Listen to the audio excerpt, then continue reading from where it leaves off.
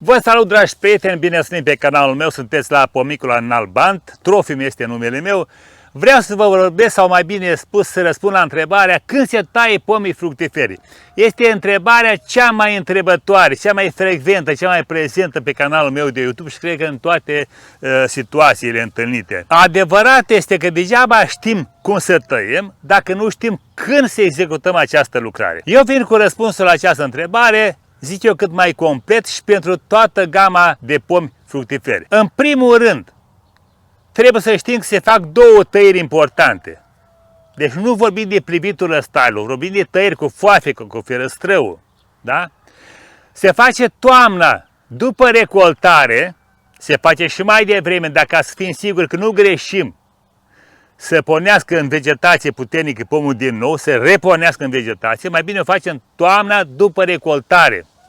Sau după recoltare, dar toamna mai târziu. Ăsta este un moment. Și al doilea moment este în ferestrele ierne, sau mai bine zis în primăvară, adică în uscat. Un alt aspect de care trebuie să ținem cont și la care eu vreau să vă răspund la întrebare este că pomii fructiferi se taie în funcție de vârsta pomului. Deci momentul de tăiere, toamna sau primăvară, se face în funcție de vârsta pomului. Este foarte, foarte important să știm acest lucru. Pomii tineri, cum este acesta, vedeți dumneavoastră, ăsta are vreo 7 ani. A intrat pe rod foarte puțin, deci încă nu a intrat pe deplin pe rod, are creșteri anuale peste tot, este un pom tânăr. Ăsta este pomul care îl tăiem în primăvară.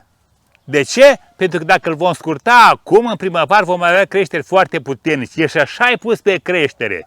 Dacă mai luăm din vegetație, în primăvară vom avea o abundență de lăstari și mai puține fructe. În spatele meu aici avem un măr florină. El are vreo 10-12 ani. Nu este un pom tânăr, dar nici bătrân. Este un pom în putere. Abia a intrat de plin pe rod. Deci și fructifică, dar are și creșteri vegetative. Aici trebuie să fim foarte atenți. Deci este un pom de vârstă medie. Dacă facem tăieri în toamnă, riscăm ca mugurii care au intrat în diferențiere, mugurii floriferi, care au intrat în diferențiere să devină muguri florari, e posibil să-i blocăm să rămână în stare vegetativă. Și atunci, tăierea la acești pomi fructiferi o facem tot în primăvară, dacă sunt pomi de vârstă medie. Eu nu am aici un pom în etate, un pom avansat, un pom care a fructificat mulți ani la rând. Acești pomi îmbătrâniți au și o stare de epuizare a lor. Fructificând an de an, intră într-o stare de epuizare. Nu îi mai ajută nici structura sa fiziologică, dar nici solul, pentru că de regulă solul este slăbit, nu mai are cele necesare. Nu are îngrășământul care îi trebuie, nu are acele elemente nutritive care să susțină pe el să fructifice în continuare foarte sănătos și să simtă și el bine ca și pom, să aibă coroană în vegetație, să simte și el bine. Și atunci această gamă de pom, cei îmbătrâniți, îi vom tăia mai devreme, deci în toamnă. De ce? Ca să slăbim rodul pentru anul viitor, adică să-l ușurăm rodul, tăiem de ramurile de rod, eliminăm o parte din elementele de rod, ca el să simtă că are mai puțini muguri pentru care să lucreze pentru anul următor, adică să-i pună în diferențiere, să le creeze cele necesare ca în primăvară să înflorească, să devină muguri floriferi foarte sănătoși, să rămână în muncă mai puțină pentru el. Și atunci în primăvară o să vedem noi că el are muguri sănătoși, flori sănătoase, dar și porniri vegetative. Deci în momentul în care pomul ăla îmbătrânește, creșterile vegetative se reduc mai mici, până ajung la 10 cm. Și o creștere vegetativă normală trebuie să fie undeva la 30 de cm, cel puțin. Ăsta este momentul pe care noi îl alegem ca să tăiem pomii fructiferi. Deci vorbim despre tăieri. Ați văzut, eu nu am pronunțat cuvântul scurtări. Scurtările la pomi fructiferi se fac doar în primăvară și acolo când vrem să facem prelungiri. O excepție la scurtări în ramuri anuale, adică în ramurile care au crescut anul acesta, vedeți? Ramura asta este o ramură anuală, vedeți? Asta nu se scurtează. Excepție face cireșul și anumite soiuri de vișin care fructifică ca cireșul.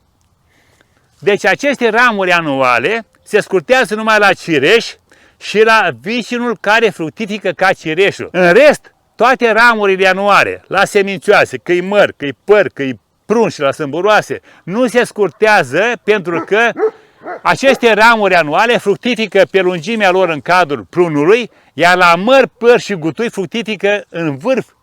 Și atunci când a făcut o scurtare de ramură, n-a făcut altceva decât să elimine rodul și în plus dăm ocazia să pornească alți lăstari de ramificare. Ori noi nu avem nevoie de ramificații pe partea coroanei, la măr, la păr, la gutui, nu avem nevoie de ramificații. Avem nevoie doar de ramuri anuale care să aibă fruct în partea superioară. Sunt situații des întâlnite de altfel când un pom fructifică abundent.